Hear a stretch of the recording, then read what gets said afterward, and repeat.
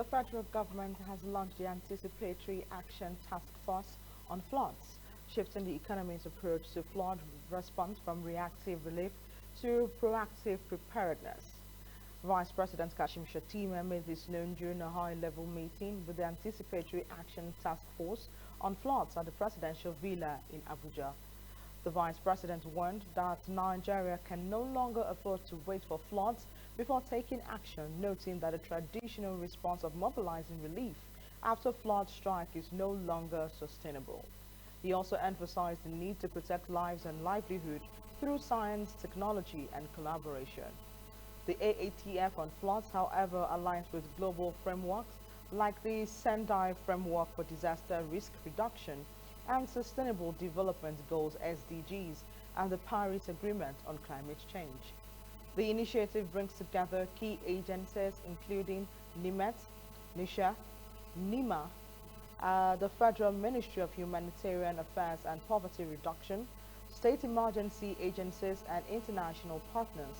Meanwhile, the United Nations Resident Coordinator Mohammed Fall stressed the urgency of anticipatory action, especially as international humanitarian funding faces uncertainty.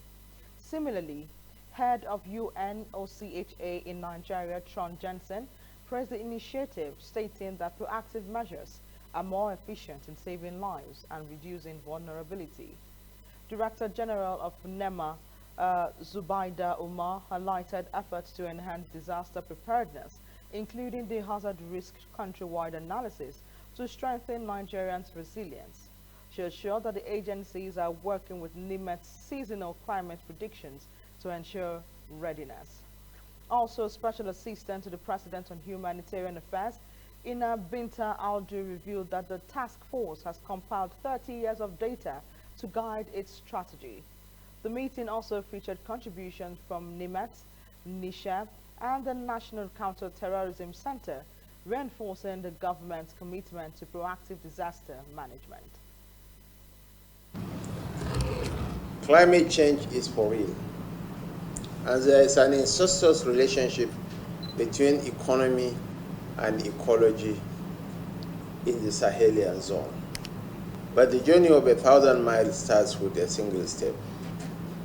This is the first time in the history of this nation that efforts are made for anticipatory action, for us to pool our resources and see how we can address our challenges proactively instead of reactively.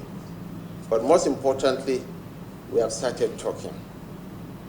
And it aligns with global frameworks such as the Sendai Framework for Disaster Risk Reduction, the Sustainable Development Goals, the Paris Agreement on Climate Change, and the President Bola Ahmed Tinubu's Renewed Hope Agenda 6 and 8 by building a healthier, more educated, and empowered populace to boost resilience and improving governance for effective service delivery through our collaboration and coordination.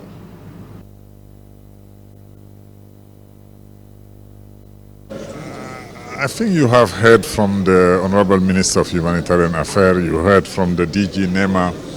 I just wanted to add that the timeliness of the meeting, because as you all know, the humanitarian world now is confronted with shrinking funding, and this call for what we call increased efficiency in the way we manage resources that are more and more scarce. And I think anticipatory action is one of them. Instead of waiting until disaster or shock hit, you start running after the solutions. It's better to be in a more prepared and a better prepared mode. And I think that's one of the angles that we wanted to take here also, to see how in our increased efficiency we can use also more anticipatory action. Of course, there are other aspects of efficiency that need to be used, like technology, like localization of the operation, but anticipatory action is one of the important and key aspects of this efficiency increase that we are looking for in the humanitarian world. Thank you. The Central Emergency Fund for Nigeria, there is already an allocation which is pending for what action plan we will have.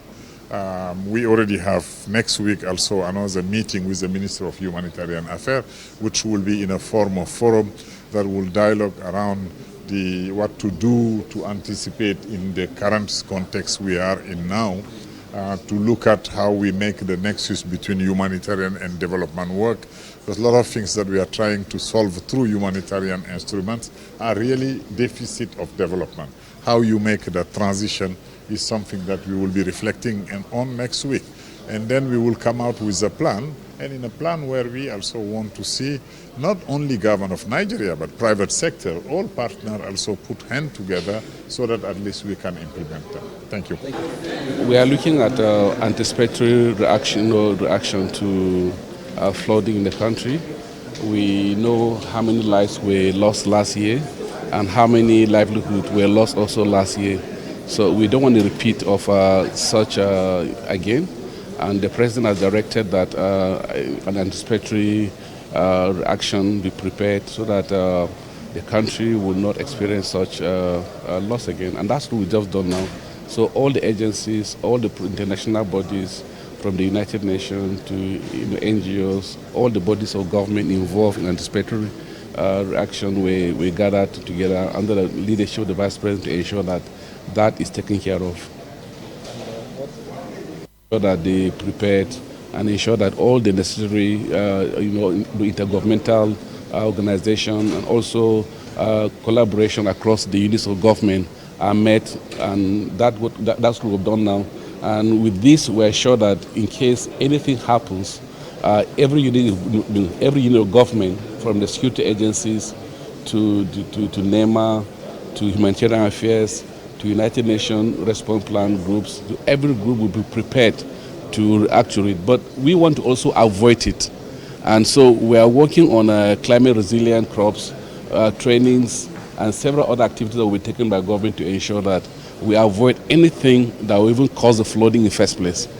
All about anticipatory planning, which we've already started. We held the National Coordination Forum just last week, and what we have been able to achieve today is the various stakeholders have been brought together, and it's more about disaster risk reduction. And we've already swung into action. We've been looking at the lessons learned from the 2024 floods, and we've started taking action against the 2025. Now, this is a much broader gathering. We're looking at even infrastructure and other things that could cause floods, and it's a means of prevention. Thank you. Yes, so far so good. We've been getting the required. This is a very good one we've received today. And we even discussed the issues of the state emergency management agencies here and how we're going to keep insisting that they become active and alive to their responsibilities as well.